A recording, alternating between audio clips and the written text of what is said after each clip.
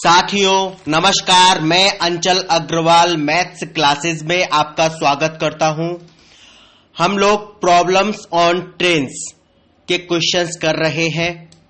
उसी क्रम का यह पार्ट 5 है। 4 पार्ट्स के अंतर्गत हमने हर तरीके के उन क्वेश्चंस को डील कर लिया जो कि ट्रेन्स के ऊपर बनते हैं, वो कि प्रॉब्लम ऑन ट्रेन्स पर बन जाते हैं। अब हम लोग इस एक पार्ट में प्रीवियस ईयर्स के क्वेश्चंस को देखेंगे, साथ में हम लोग ऑप्शन के थ्रू कैसे हम क्वेश्चन को थोड़ा सा आसान बना सकते हैं अपने लिए, उसको देखेंगे। ठीक है, तो दोनों चीजें रहेंगी, प्रीवियस ईयर्स के क्वेश्चंस रहेंगे, साथ में उनके ऑप्शंस रहेंगे, ताकि हम अपने प्रश्न को आसान बना सकें। क्लियर है? चलिए क्वेश्चन करते हैं। पहला, एक 300 मीटर लंबी ट्रेन एक खड़े हुए व्यक्ति के पास से 15 सेकंड्स में गुजर जाती है, तो ट्रेन की स्पीड क्या है? 300 मीटर लंबी ट्रेन है, एक खड़े हुए व्यक्ति के पास से 15 सेकंड्स में गुजर जाती है, ट्रेन की स्पीड क्या है? Option 1 40 kilometre per hour, option 2 50 kilometre per hour, option 3 60 kilometre per hour and option 4 72 kilometre per hour. Okay, चलिए सॉल्व कीजिए। अब मेरे लेक्चर को यहीं विराम दीजिए और खुद सॉल्व कीजिए, क्योंकि हम हर तरीके के क्वेश्चंस को कर चुके हैं, तो मुझे पूरी उम्मीद है कि आप इस क्वेश्चन से डील कर लेंगे।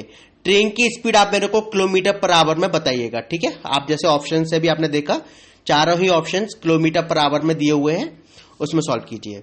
300 मीटर लंबी ट्रेन है, 15 सेकंड्स में गुजर जाती है। कीजिए, ट्राई कीजिए। चलिए, उम्मीद है आप लोगों ने ट्राई किया होगा और क्वेश्चंस का सही आंसर भी निकाल लिया होगा। चलिए हम लोग फॉर्मेलिटी पूरी कर लेता हूं मैं। 300 मीटर लंबी ट्रेन है, व्यक्ति को क्रॉस कर रही है 15 सेकंड्स में, तो ट्रेन की स्पीड हो जाएगी 300 डिवाइड बाई 15, यानी कि जो दूरी होगी वो 300 मीटर और सेकंड्स आपके हैं 15। 300 डिवाइड बाई 15 यानी कि 20 मीटर प्रति सेकंड की ट्रेन की स्पीड हो गई। अब 20 मीटर पर सेकंड को आपको किलोमीटर पर आवर में चेंज करना है, तो 18/5 का आपको करना पड़ेगा मल्टीप्लाई। तो 20 मल्टीप्लाई 18 डिवाइड बाई 5 से 20 कटेगा 4 टाइम्स, तो 18 4 जा 72 किलोमीटर पर आवर। क्लियर है?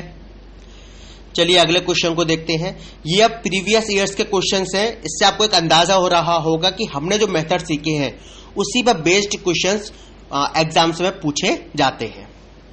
ठीक है, चलिए अगला क्वेश्चन है। 2 ट्रेनों की लंबाई 127 मीटर और 98 मीटर है, 127 और 98। ठीक है, उनकी चाल क्रमशः 35 किलोमीटर पर आवर और 55 किलोमीटर पर आवर है, और वे एक दूसरे को विपरीत दिशा में चल रही हैं, एक दूसरे की विपरीत दिशा में चल रही हैं। कितने समय में वे एक दूसरे को पार कर जाएंगे? फिर से एक बार क्वेश्चन को सुन लीजिए। 2 ट्रेनों की लंबाई 127 मीटर और 98 मीटर है, उनकी चाल दे रहा है 35 किलोमीटर पर आवर और 55 किलोमीटर पर आवर। वे दोनों ही एक दूसरे के अपोजिट डायरेक्शन में चल रही हैं, तो आपको बताना है कितने समय में वे एक दूसरे को पार कर जाएंगे। मैं जानता हूं आप इसको सॉल्व कर लेंगे, तो मेरे लेक्चर को यहीं विराम दीजिए। आप विराम का मतलब है स्टॉप कीजिए और सॉल्व कीजिए, ट्राई कीजिए। आप लोग जब तक ट्राई नहीं करेंगे तब तक आप लोगों को नहीं आएंगे, ये बात आप मान कर चलें। ठीक है, you will have to try and you will have to do your best. उम्मीद है आप लोगों ने इसको सॉल्व किया होगा और कर भी लिया होगा, सही आंसर भी प्राप्त किया होगा।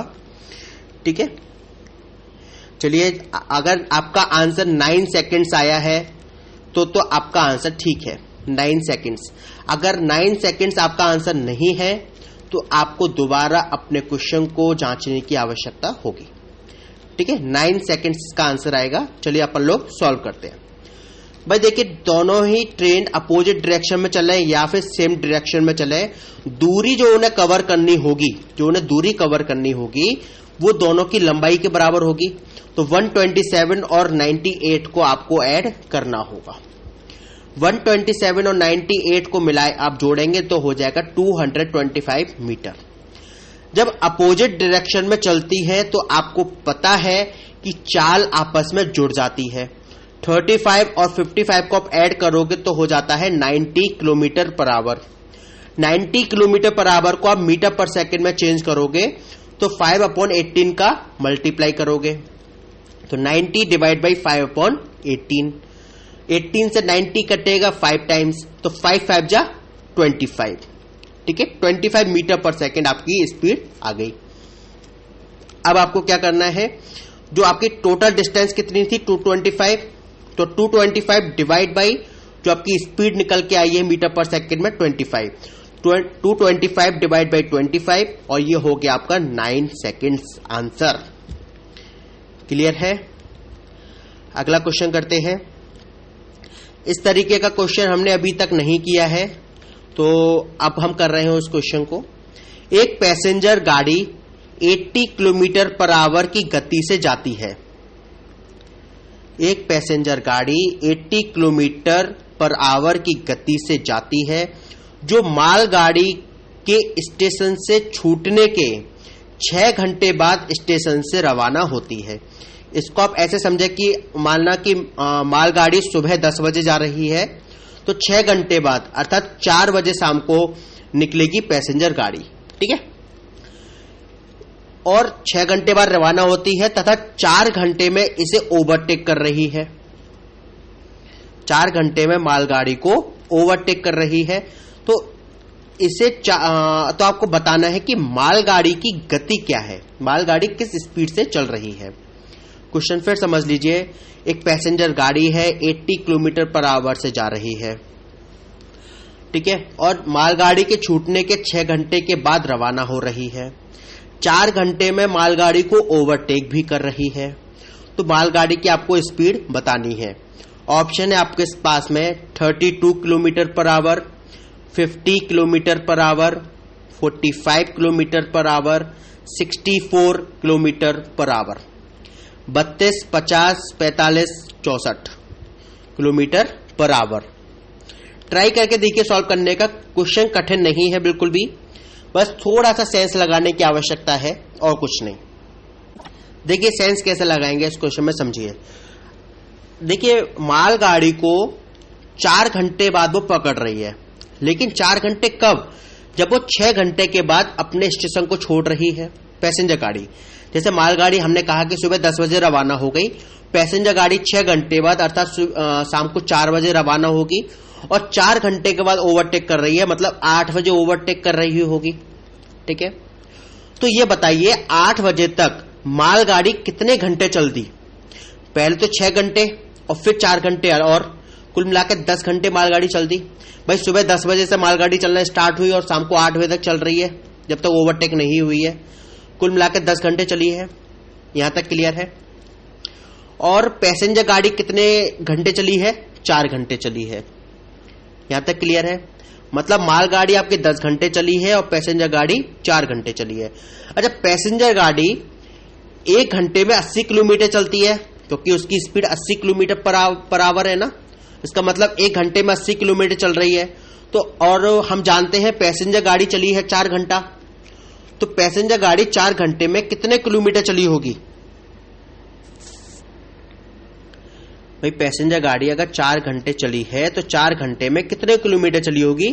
320 किलोमीटर। ठीक है, और 320 किलोमीटर अगर पैसेंजर गाड़ी चली है तो मालगाड़ी भी 10 घंटे में 320 किलोमीटर ही तो गई होगी दूर। भाई अगर पैसेंजर गाड़ी कुल मिलाकर 320 किलोमीटर चल रही है 4 घंटे में और मालगाड़ी को क्रॉस कर रही है, तो मालगाड़ी 320 किलोमीटर से ज्यादा थोड़ी चली होगी, 320 किलोमीटर ही तो चली होगी। और वो जो 320 किलोमीटर चली है वो कितने घंटे में चली है? 10 घंटे में। तो स्पीड क्या होगी 320 डिवाइड बाई 10 यानी कि 32 किलोमीटर पर आवर है। कितना सेंस का क्वेश्चन है, बस कुछ नहीं करना आपको, बहुत सिंपली आपको समझना है केवल कि मालगाड़ी एक्चुअल में 10 घंटे चली है। एक तो पैसेंजर गाड़ी से 6 घंटे पहले रवाना हो गई, उसके बाद 4 घंटे बाद और पकड़ी जा रही है, मतलब ओवरटेक की जा रही है, तो कुल मिला के 10 घंटे चली है। और पैसेंजर गाड़ी 4 घंटे चली है। पैसेंजर गाड़ी 80 किलोमीटर पर आवर चलती है, तो 4 घंटे में 32 किलोमीटर चली होगी, 320 किलोमीटर चली होगी। 320 किलोमीटर ही मालगाड़ी चली होगी, लेकिन 320 किलोमीटर उसने कवर किया होगा 10 घंटे में, तो वो 32 किलोमीटर यानी कि 32 किलोमीटर पर आवर की स्पीड से जा रही है। सिंपल, ठीक है। अगला क्वेश्चन करते हैं। 2 रेलगाड़ियां स्टेशन ए और बी से एक दूसरे की ओर का मतलब क्या होगा, विपरीत दिशा में, ठीक है। 2 रेलगाड़ियां स्टेशन ए और बी से एक दूसरे की ओर क्रमशः 50 किलोमीटर पर घंटा और 60 किलोमीटर प्रति घंटा की चाल से चलना प्रारंभ करती है। इनके मिलने के समय पर दूसरी रेलगाड़ी ने पहली रेलगाड़ी से 120 किलोमीटर दूरी अधिक तय की है। 120 किलोमीटर दूरी अधिक तय की है, तो ए और बी के बीच की दूरी आपको बतानी है। समझिए, 2 रेलगाड़ियां हैं ए और बी, एक दूसरे की ओर आ रही हैं। पहली चल रही है 50 किलोमीटर प्रति आवर और दूसरी चल रही है 60 किलोमीटर प्रति आवर। जब ये मिल रही हैं तो मिलने पर क्या कंडीशन बनी है कि जो दूसरी रेलगाड़ी है अर्थात जो 60 किलोमीटर पर आवर से चल रही है, उसने क्या किया है कि उसने पहली रेलगाड़ी से 120 किलोमीटर ज्यादा चली है। तो आपको यह बताना है ए और बी के बीच की दूरी क्या है। क्लियर है? समझिए इसको हम कैसे करेंगे। देखिए, एक रेलगाड़ी की स्पीड है 60 किलोमीटर पर आवर और दूसरी रेलगाड़ी की स्पीड है 50 किलोमीटर पर आवर, ठीक है। इसका मतलब क्या है कि एक रेलगाड़ी तो 1 घंटे में 60 किलोमीटर चल रही है और दूसरी रेलगाड़ी 1 घंटे में 50 किलोमीटर चल रही है, ठीक है। तो 1 घंटे में कितने किलोमीटर पहली वाली या कह लो दूसरी वाली रेलगाड़ी कितने किलोमीटर ज्यादा है 1 घंटे में? 10 किलोमीटर है ना। अच्छा, टोटल जो ज्यादा है वो 120 किलोमीटर ज्यादा है। भाई 10 किलोमीटर ज्यादा है 1 घंटे में, ओके। तो 1 किलोमीटर ज्यादा कितनी देर में होगी? 1/10 घंटे में, ठीक है। और 120 किलोमीटर ज्यादा कितने में होगी? 1/10 मल्टीप्लाई 120 यानी कि 12 घंटे में। बहुत सिंपल सा सेंस है कि 10 किलोमीटर की जो अधिकता है, 10 किलोमीटर ज्यादा चली है वो 1 घंटे में चली है। 120 किलोमीटर ज्यादा कितनी देर में चलेगी? तो 12 घंटे में, ठीक है। 1 घंटे में 10 किलोमीटर, 2 घंटे में 20 किलोमीटर, 3 घंटे में 30 किलोमीटर अधिक हो जाएगी। इस तरीके से 12 घंटे में 120 किलोमीटर अधिक हो जाएगी, ठीक है। इसका मतलब है दोनों ही रेलगाड़ियां 12 घंटे चली होंगी। क्लियर है ना? 12 घंटे चली होंगी तभी तो 120 किलोमीटर अधिक रही होगी दूसरी वाली रेलगाड़ी, ठीक है। तो 12 घंटे चली है। अच्छा, अब दोनों ही रेलगाड़ियां एक दूसरे के विपरीत दिशा में चल रही हैं। विपरीत दिशा की कंडीशन क्या होती है? भाई स्पीड आपस में ऐड हो जाती है। पहली की स्पीड है 50, दूसरे की स्पीड है 60। टोटल स्पीड कितनी हो जाएगी? 110। 60 प्लस 50 110, ठीक है। डिस्टेंस टोटल कितने घंटे है? 12। तो 12 आपका दूरी का फॉर्मूला क्या होता है? डिस्टेंस बराबर स्पीड इंटू टाइम। स्पीड हो गई 110 और आवर्स हो गए 12। 110 मल्टीप्लाई 12, इसको आप सॉल्व करेंगे तो आ जाएगा आपका 1320 यानी कि 1320 किलोमीटर। उम्मीद है आपको ये चीज क्लियर हुई होगी। फिर से एक बार इसको मैं क्लियर कर देता हूं। भाई 2 रेलगाड़ियां एक ही स्टेशन से चल रही हैं, ए और बी, मतलब अलग अलग स्टेशन से चल रही हैं और एक दूसरे की ओर चल रही हैं अर्थात विपरीत दिशा में चल रही हैं। पहली की स्पीड है 50 किलोमीटर पर आवर, दूसरे की स्पीड है 60 किलोमीटर पर आवर, ठीक है। अब जब दोनों मिलती हैं तो जो ज्यादा स्पीड से रेलगाड़ी चल रही है वो 120 किलोमीटर अधिक चलती है पहली वाली से, ठीक है। तो हमने देखा कि यार 1 घंटे में जो डिस्टेंस आएगी वो 10 किलोमीटर ज्यादा आएगी, तो 12 घंटे में 120 किलोमीटर ज्यादा होगी, अर्थात दोनों ही रेलगाड़ियां 12 घंटे चली हैं। ओके, और स्पीड हो गई उनकी, स्पीड आपकी ऐड हो जाएगी क्योंकि अपोजिट डायरेक्शन में है। 110 में हमने मल्टीप्लाई कर दिया 12 का, आंसर आ गया 1320, ठीक है। चलिए अगला क्वेश्चन करते हैं। एक पुल जिसकी लंबाई 100 मीटर है को 90 किलोमीटर पर आवर से चलने वाली ट्रेन 12 सेकंड्स में पार करती है, तो ट्रेन की लंबाई मीटर में क्या है? एक पुल जिसकी लंबाई 100 मीटर है, इसको 90 किलोमीटर पर आवर से चलने वाली ट्रेन 12 सेकंड्स में पार करती है, ट्रेन की लंबाई मीटर में क्या है? ओके, पहले तो आप एक काम करें, स्पीड को कन्वर्ट कर लें मीटर पर सेकंड में। 90 को आप कन्वर्ट करेंगे मीटर पर सेकंड में तो कितना आएगा? फास्ट 90 मल्टीप्लाई 5/18, 18 से 90 कटेगा 5 टाइम्स, 5 से 5 का मल्टीप्लाई होगा तो 25 मीटर पर सेकंड स्पीड आ गई, ठीक है। अच्छा, यानी कि 1 सेकंड में चल रही है 25 मीटर और टोटल 12 सेकंड में पार कर रही है, तो 12 सेकंड में कितनी चलेगी? 12 गुणा 25, 300 मीटर, ठीक है। पुल की लंबाई है 100 मीटर, तो ट्रेन की लंबाई कितनी होगी? 300 माइनस 100 यानी कि 200 मीटर, क्योंकि आप जानते हो पुल और प्लस ट्रेन की लंबाई दोनों की मिलाकर ही कुल दूरी मानी जाएगी। सिंपल।